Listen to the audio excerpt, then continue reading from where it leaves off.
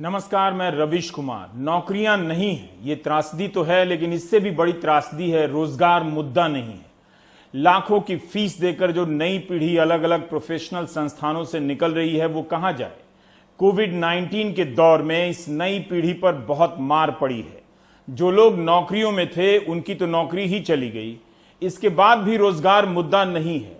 राजनीति का ऐसा समय जब बेरोजगारी चरम पर हो और मुद्दा ना हो तो वह नेता बनने के लिए कमाल का समय होता है, क्योंकि वह आसान होता है। ऐसा नहीं है कि नौजवानों ने कोई कसर छोड़ी हो।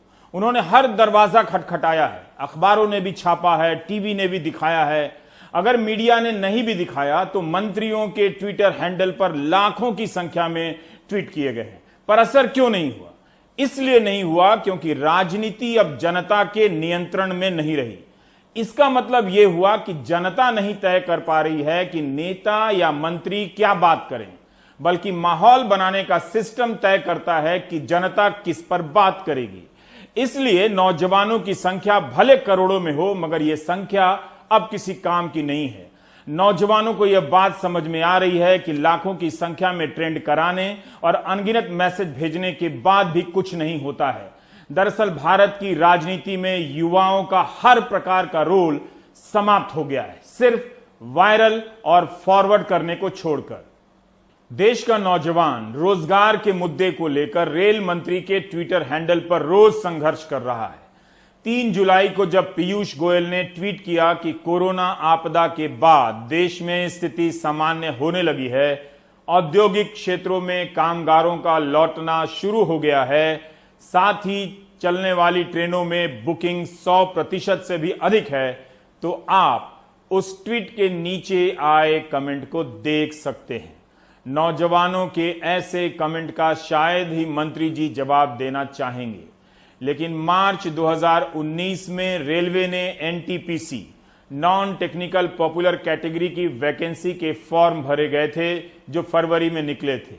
उसके बाद से ये नौजवान रोज पूछते हैं कि पैसे देकर फॉर्म भरा है, परीक्षा कब होगी ये तो बता दीजिए। फॉर्म भरने वालों के पास एक ही काम है, सुबह उठकर मंत्री और पत्रकारों को ट्वीट करना कि इनकी आवाज उठा दें, बता दें परीक्षा कब होगी। एनटीपीसी के पहले चरण की परीक्षा एक कंप्यूटर एग्जाम है जिसका नाम है CBT-1। फरवरी 2019 के जिस रिलीज पर छात्रों ने मार्च में फॉर्म भरे, उसमें लिखा था कि CBT-1 की परीक्षा जून सितंबर 2019 के बीच होने की संभावना है।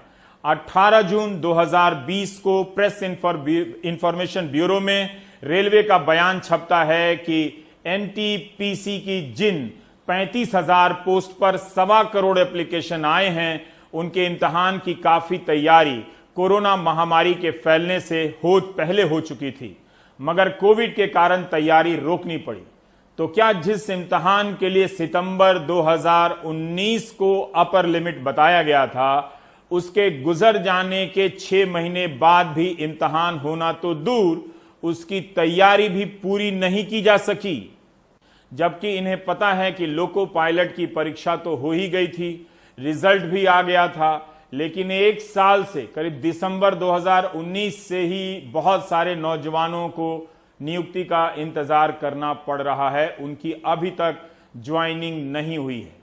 मंत्री जी की टाइमलाइन से पता चलता है कि ये नौजवान रेलवे के निजीकरण के खिलाफ भी लिख रहे हैं। वो ये समझ रहे हैं अच्छी तरह से कि इसका मतलब है नौकरियों का कम होना। और अब तो रेलवे ने ऐलान ही कर दिया है कि सेफ्टी को छोड़कर नई भर्तियां नहीं होंगी। हम लोग बिहार के पूर्वी चंपारण जिले के चकिया का निवासी हूं और हम लोग विगत 2014 से रेलवे की तैयारी कर रहे हैं, लेकिन उस समय 2014 में जो वैकेंसी आई थी उसमें 3 से 4 हजार पोस्टों की हटा दिया गया था, कमी कर दी गई थी। इस वजह से हम लोग का जो 3 आदमी का या और भी साथी का मेरिट में थे वो बाहर हो गए। तो अब फिर अभी नया वैकेंसी जो आया 1 साल पहले जो आया है लोकसभा चुनाव से पहले आया है, तो उसमें भी ऐसा कहा जा रहा है कि पोस्ट को फ्रीज किया जा रहा है और निजीकरण किया जा रहा है रेलवे को।